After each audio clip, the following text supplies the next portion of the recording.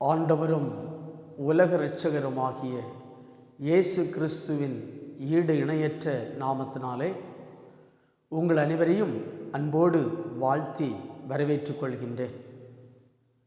தவக்காலத்தை துவங்கி இருக்கின்றோம். இயேசுவின் தொடுதலை குறித்து இந்த நாளிலே நாம் தியானிப்போம். அதற்கு முன்பதாக ஒரு நிமிடம் தலைகளை தாழ்த்தி நாம் ஜெபிப்போம். இரக்கத்தில் ஐஸ்வர்யமுள்ள நல்ல ஆண்டவரே, உம்முடைய வார்த்தைகளெல்லாம் ஆமென்றும் ஆமேன் என்றும் இருக்கிறது. இப்பொழுதும் உம்முடைய தொடுதலை குறித்து நாங்கள் தியானிக்கின்ற போது பரிசுத்த ஆவியானவர் எங்கள் மத்தியிலே பேசுவீராக. உம்முடைய வல்லமையான உயிருள்ள வார்த்தைகள் எங்கள் இருதயத்திலே கடந்து வரட்டும். கர்த்தர் எங்களோடு இடைப்படும். உம்முடைய மெல்லிய சத்தத்தை கேட்க அருள்தார். இறை மகன் இயேசு வழியாய் மன்றாடுகிறோம். ஜபங்கேளும் நல்ல பிதாவே, ஆமென்.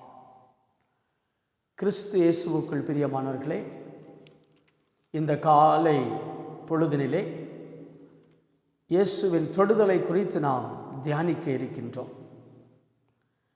அதற்காக ஆதாரமாக எடுத்துக்கொள்ளப்பட்ட திருமுறை பகுதி மத்தேயு நற்செய்தி நூல் 8ஆம் அதிகாரம் 3ஆம் வசனத்தை நாம் எடுத்துக்கொள்வோம்.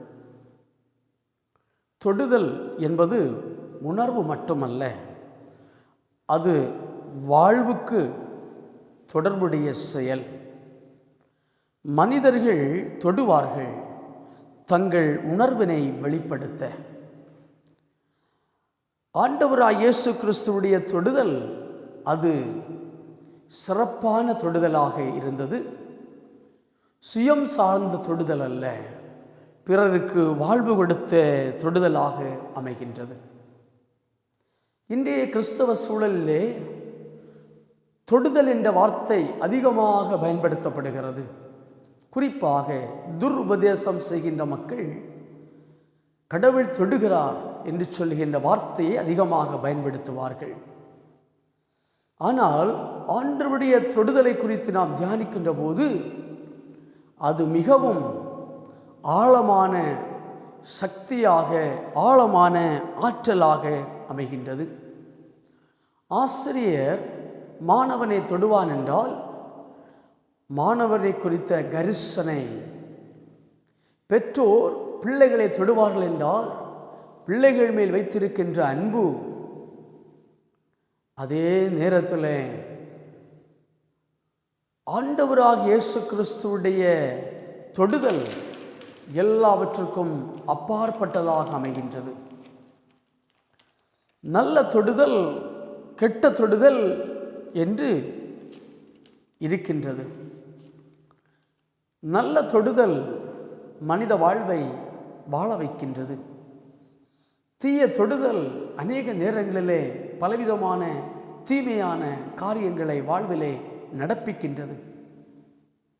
இயேசுவின் தொடுதலை குறித்து பார்க்கின்ற போது மத்தேயு நற்செய்தி நூல் 8ஆம் அதிகாரம் 3ஆம் வசனத்திலே தொடக்கூடாதவரை தொடுதல், தொடக்கூடாதவரை தொடுதல். இயேசு தமது கையை நீட்டி குஷ்டரோகியை தொட்டு, எனக்கு சுத்தமுண்டு, சுத்தமாகு என்று சொல்லுகின்றார். குஷ்டரோகி பாளையத்திற்கு வெளியே இருக்க வேண்டும். சமூகம் அவனை ஏற்றுக்கொள்ளவில்லை. சமூக அந்தஸ்தில்லாத இவனை வெறுத்தார்கள். குஷ்டரோகிகள் பாவிகள் என்று சொல்லி, தீட்டானவர்கள் என்று சொல்லி சமூகம் ஒதுக்கி வைத்திருந்தது. இயேசு கிறிஸ்து தொடக்கூடாத நபரை தொட்டதினால் இயேசுவும் பாளையத்துக்கு புறம்பே சிலுவையிலே அடிக்கப்பட்டார். பாளையத்துக்கு புறம்பே அவரை சிலுவையிலே அறைந்தார்கள் என்று சொல்லி நாம் பார்க்கின்றோம். ஆக ஆண்டவராகிய இயேசு கிறிஸ்து தன்னை முழுவதுமாக இழக்க கொடுத்து வாழ்விழந்த மனிதனை, வாழ்வு தெரியாமல் வாழ்விலே துன்புற்ற மனிதனை இறைமகன் இயேசு தொட்டார். இந்த தொடுதல் கிறிஸ்துவ வாழ்க்கையிலே மிக முக்கியமானது. எதற்காக வரங்கள் என்ற பெயரிலே கடவுள் தொடுகிறார் என்று சொல்லுகின்றோம். கிறிஸ்தவத்தை வியாபார மையமாக்குவதற்கா? போலி உபதேசத்தை கொடுத்து, துருபதேசத்தை கொடுத்து மக்களை ஏமாற்றவா? காலம் பதில் சொல்லும். தொடுதல் என்ற வார்த்தையை வைத்து எத்தனையோ தீமைகள் இன்றைக்கு பெருகிக் கொண்டிருக்கிறது. இயேசுவின் தொடுதல் அப்படி அல்ல. வாழ்விழந்த மனிதனை வாழ்வு கொடுப்பதற்காக, ஓரம் கட்டப்பட்ட மனிதனை சமுதாயத்திலே நிலைநிறுத்தும்படியாக அவருடைய தொடுதல் இருந்தது. நம்முடைய திருப்பணியின் தொடுதல் எப்படி இருக்கிறது என்பதை ஆழமாக சிந்திக்க நாம் அழைக்கப்படுகின்றோம். இரண்டாவதாக நாம் பார்க்கின்ற போது, ஒளியற்றவனை, குருடனை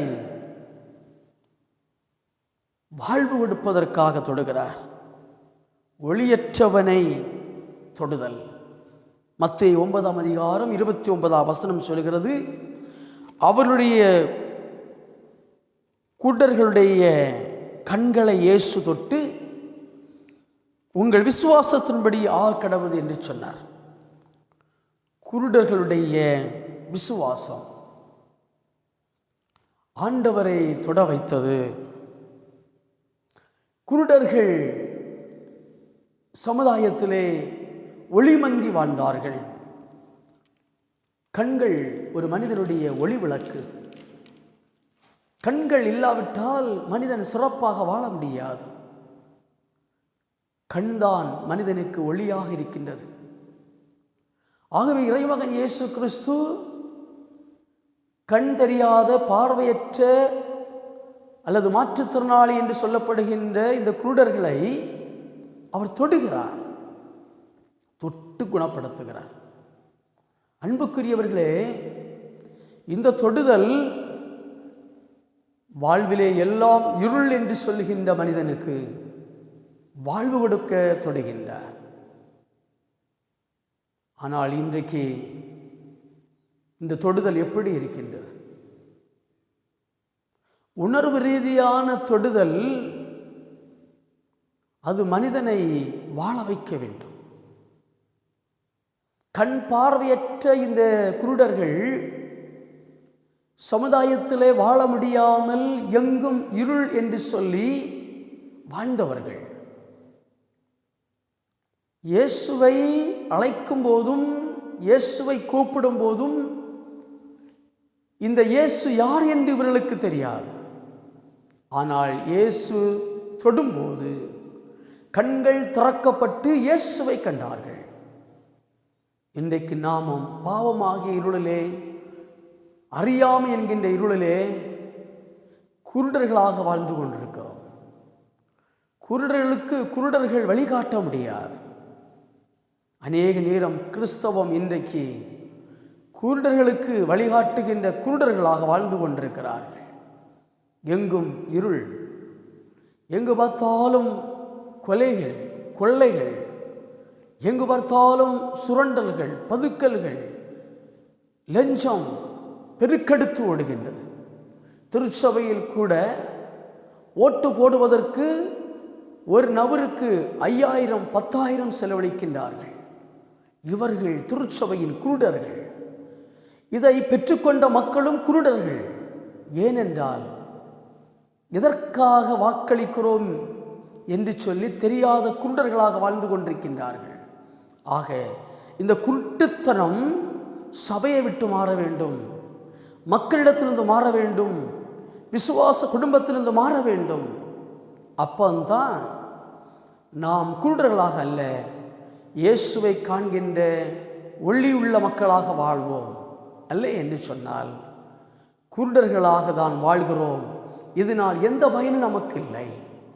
அன்புக்குரியவர்களே, வாழ முடியாமல் இருளோடு வாழ்ந்த குருடர்களுக்கு இயேசுவின் தொடுதல் குருடர்களை கிறிஸ்துவின் பாதைக்கு நேராக கொண்டு வந்தது என்று சொல்லி பார்க்கின்றோம். ஆண்டவர் நமக்குள்ளே இருக்கின்ற குருட்டாட்டத்தனமாகிய அறியாமை, குருட்டத்தனமாகி காணப்படுகின்ற தீய செயல்பாடுகள் நம்மை விட்டு அகற்றப்படும் போது நாம் ஒளி உள்ள பிள்ளைகளாக வாழ முடியும். கடவுளின் தொடுதல் நம்முடைய கண்களை திறக்கட்டும், கண்களை திறக்கட்டும். மூன்றாவதாக நாம் பார்க்கின்ற போது உயிராற்றல் இல்லாதவனை தொடுதல். உயிராற்றல் இல்லாதவனை தொடுதல் மத்திய நற்செய்தி நூல் லூக்கா நற்செய்தி நூல் 7ஆம் அதிகாரம் 14 வசனம் சொல்லுகிறது, மரித்து போனவனை பாடையில் வைத்து அடக்கம் பண்ணும்படியாக கொண்டு வருகிறார்கள். தனது தாய் அழுது கொண்டிருக்கின்றாள். அழாதே என்று சொல்லி இயேசு அழைக்கிறார். பாடையை தொடுகின்றார், பாடையை தொடுகின்றார். அன்புக்குரியவர்களை நாம் சற்று சிந்திக்க வேண்டும். ஒரு ஆசாரியன் மரித்தவனை தொட முடியாது, அது தீட்டு. ஆனால் இயேசு கிறிஸ்து ஒரு பிரதான ஆசாரியர். யூத சமுதாயத்துடைய பாரம்பரியத்திற்கு அப்பாற்பட்டு, யூத நம்பிக்கைக்கு அப்பாற்பட்டு பாடையை தொடுகின்றார். அங்கே உயிராற்றல் பெறுகின்றான். இறந்தவன் உயிராற்றல் பெற்று இயேசுவை காண்கின்றான். உயிர்த்தெழுந்த அனுபவத்தை பெறுகின்றான். மரித்தவன் உயிர்த்தெழுகின்றான். அன்புக்குரியவர்களே, ஆண்டவருடைய தொடுதல் சொத்து போன நம்மை, பாவத்தில் மரித்து போகின்ற நம்மை, வாழ்விலே மரித்து போகின்ற நம்மை உயிராற்றலோடு எழுப்ப முடியும்.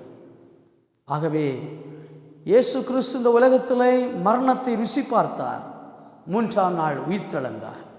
இயேசு இந்த உலகத்திலே 3 ஆண்டு சுற்றி திரியும் பொழுது உயிராற்றல் இல்லாதவர்களை உயிரோடு எழுப்பினார். லாசருவே வெளியே வா என்று சொல்லி அழைத்தார். அடக்கம் பண்ணப்பட்டு 3 நாள் ஆகின்றது. நாருமே எப்படி? ஆண்டவர் லாசருவே வெளியே வா அழைக்கின்றார். அன்புக்குரியவர்களே, உயிராற்றல் இல்லா சரீரத்தை உயிராற்றலோடு கொண்டு வர முடியும் என்று சொன்னார். இயேசு கிறிஸ்து நம்மை உயிரோடு எழுப்பும் பொழுது நம்மையும் உயிராற்றல் கொடுத்து கடவுளுடைய நியாய தீர்ப்புக்கு முன்பாக கொண்டு வந்து நிறுத்த முடியும் என்பதுதான் லாசருடைய நிகழ்வின் செய்தியாக அமைகின்றது. நாம் உயிராற்றல் பெறுவோம். கிறிஸ்துவின் நீதியை வெளிப்படுத்துவதற்கு, பரிசுத்தத்தை வெளிப்படுத்துவதற்கு உயிராற்றல் பெறுவோம். அப்பொழுது நாம் நித்திய வாழ்வின் பிள்ளைகளாய் மாற முடியும்.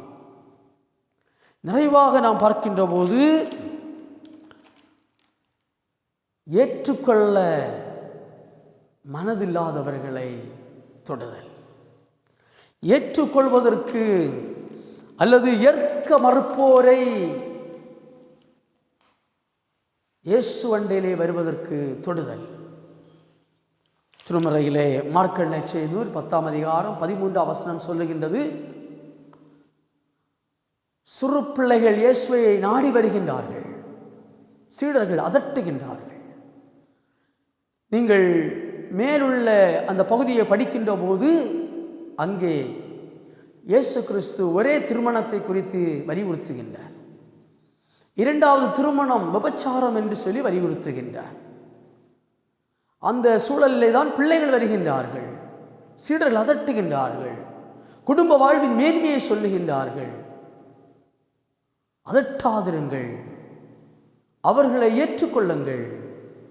குழந்தைகள், சிறியவர்கள், எளிமையானவர்கள், தங்களை பெரியவர்கள் என்று சொல்லி எண்ணி, தங்களை கனமானவர்கள் என்று சொல்லி எண்ணி சீடர்கள் இந்த எளியவர்களாகிய குழந்தைகளை அற்பமாக எண்ணுகின்றார்கள். யூத சமுதாயம் எப்பொழுதும் குழந்தைகளை அனுபவம் இல்லை என்று சொல்லி அற்பமாக எண்ணுகின்ற சமூகம், எளியவர்களை அற்பமாக எண்ணுகின்ற சமூகம், குறிப்பாக பெண்களை அதிகமாக அற்பமாக எண்ணுகின்ற சமூகம், ஆணாதிக்கம் நிறைந்த சமூகம். ஆனால் ஆண்டவராகிய இயேசு கிறிஸ்து சொல்லுகின்றார், சிறு பிள்ளைகள் என்னிடத்தில் வருவதற்கு இடங்கொடுங்கள் என்று சொல்லி. அவர்கள் கடவுளுடைய பிள்ளைகள், அவர்கள் என்றென்றைக்கும் ஆண்டவரை தரிசிக்கின்றார்கள், அவர்கள் இறையரசுக்குரியவர்கள் என்று சொல்லி எச்சரிக்கின்றார். ஒருவர் சிறு குழந்தையைப் போல் ஆகாவிட்டால் இறையரசிலே போக முடியாது என்று சொல்லுகின்றார். ஆம் பிரியமானவர்களே, குழந்தையைப் போல் ஆவதற்கு அழைக்கின்றார். சீடர்களை பார்த்து அப்படி என்றால் ஆண்டவராக இயேசு கிறிஸ்துவிடத்தில் எந்த ஒரு வேற்றுமையும் இல்லை, உயர்ந்தவன் தாழ்ந்தவன் என்கின்ற எண்ணம் இல்லை. அது மட்டுமல்ல, இயேசுவை ஏற்க மறுத்தவர்களை கூட வார்த்தையினாலே தொடுகின்றார். ஆண்டவர் சொல்லுகின்றார், விபச்சார சன்னதியே என்று சொல்லுகின்றார், பாவத்தின் அகோரத்தை பார்த்து. ஆகவே வார்த்தையினாலே ஜனங்களை தொடுகின்றார். வெள்ளை அடிக்கப்பட்ட கல்லறை என்று சொல்லுகிறார். எவ்வளவு நாற்றம் பிடித்த பிணம் நிறைந்த அந்த மனித வாழ்வை குறித்து எச்சரிக்கின்றார். வார்த்தையினாலே தொடுகின்றார். யோரோதை பார்த்து நறுக்கி சொல்லுங்கள் என்று சொல்லுகிறார். வார்த்தையினாலே தொடுகின்றார். பாவத்தை குறித்தும் அநீதியை குறித்தும் அக்கிரமத்தை குறித்தும் வார்த்தையினாலே தொடுகின்றார். இயேசுவை ஏற்றுக்கொள்ள மனம் இல்லாதவர்களை வார்த்தையினாலே தொடுகின்றார். எளியவர்களை, துன்பப்படுகின்றவர்களை, ஏற்றுக்கொள்ளாத மக்களை பார்த்து வார்த்தையினாலே தொடுகின்றார். ஏற்பு அற்ற அல்லது ஏற்றுக்கொள்ள மனதில்லாத ஜனங்களை பார்த்து, சீடர்களை பார்த்து, பரிசேயர்கள், சதிசேயர்கள், வேத பண்டிதர்களை பார்த்து வார்த்தையினாலே தொடுகின்றார். ஆம் பிரியமானவர்களே, நாம் வார்த்தையினாலே ஜனங்களை தொடும்போது அது மனிதனை உயிர் கொடுக்கும், காயப்படுத்தும், அதே நேரத்தில் காயம் கட்டும். வார்த்தைகளை அனுப்பி குணமாக்குகின்ற ஆண்டவர் பாவத்தை குறித்து எச்சரிக்கும் பொழுது அது காயத்தை போல கண்டாலும், ஆனால் அது காயத்தை கட்டி உயிரை கொடுத்து அது நம்மை சொப்பனிட்டு நம்மை வாழ வைக்கும். இயேசுவின் வார்த்தையாகிய தொடுதல். ஆனால் மனித வார்த்தையாகிய தொடுதல் அது காயத்தை ஏற்புடையதாக நம்முடைய இருதயத்தில் கடந்து வந்தாலும் அது பகையும் ரோதத்தையும் கொண்டு வரும். ஆனால் கடவுளுடைய வார்த்தையாகிய தொடுதல் நம்முடைய காயங்களை கட்டும், நம்முடைய காயங்களை குணமாக்கும், காயங்களை ஏற்படுத்தாது. ஆண்டவருடைய வார்த்தையை காயத்தை ஏற்படுத்துகிறது போல, குத்துகிறது போல உணர்வுகள் நமக்குள்ளே தோன்றினாலும் அதை நாம் ஏற்றுக்கொள்ளும் போது அது நம்மை பிடமிட்டு சொப்பனிட்டு நம்மை குணப்படுத்துகின்ற வார்த்தையாக அமைகின்றது. இந்த கால வேளையில் ஆண்டவருடைய சமூகத்தில் தொடுதலை குறித்து நாம் தியானித்தோம் அல்லவா? ஆண்டவராகிய இயேசு கிறிஸ்து 3 ஆண்டு திருப்பணிகளை மிகவும் முக்கியமாக அவர் தொடக்கூடாதவரை தொட்டார், ஒளியற்றவர்களை தொட்டார், அதே நேரத்தில் உயிராற்றல் இல்லாதவர்களை தொட்டார், அதே நேரத்தில் ஏற்க மறுப்போரை அவர் தொட்டார், வார்த்தையினாலே தொட்டார். இந்த காலை வேளையில் ஆண்டவரை என்னையும் தொடும், உம்முடைய வார்த்தை என்னிலே கடந்து வரட்டும், உம்முடைய தொடுதல் எனக்குள்ளாய் கடந்து வரட்டும் என்று சொல்லி ஆண்டவருடைய சமூகத்திலே காலையில் அர்ப்பணம் செய்வோம். ஆண்டவர் தாமே இந்த வார்த்தையினாலே நம்மையும் நம்முடைய குடும்பங்களையும் ஆசீர்வதிப்பாராக. ஆமென். ஜெபிப்போமா. நல்ல ஆண்டவரே, தொடுதலை குறித்து நாங்கள் தியானித்தோம். உம்முடைய வார்த்தை எங்களை தொடட்டும், உம்முடைய வல்லமை எங்களை தொடட்டும் ஐயா. வாழ்விழந்து வாழ்கின்ற மக்களுக்கு உம்முடைய தொடுதல் எப்பொழுதும் பரிபூர்ண விடுதலையும் பரிபூர்ண சுகத்தையும் காயங்களை கட்டுதலையும் காயங்களை குணமாக்குவதாக அமையட்டும். சமுதாயத்தாலே புறக்கணிக்கப்பட்டிருக்கிற மக்கள் உம்முடைய தொடுதல்னாலே குணமடைவார்களாக, வாழ்வு வருவார்களாக, ஆசீர்வதிக்கப்படுவார்களாக. எந்த தீங்குக்கு ஒப்புக்கூடாதபடி தம்முடைய பிள்ளைகளை பாதுகாத்தார்கள். தவ காலங்கள் ஆசீர்வாதமாக அமையட்டும். உம்முடைய கரங்களை தருகின்றோம். இறை மகன் இயேசு வழியாய் மன்றாடுகிறோம். ஜெபங்கேள நல்ல பிதாவே.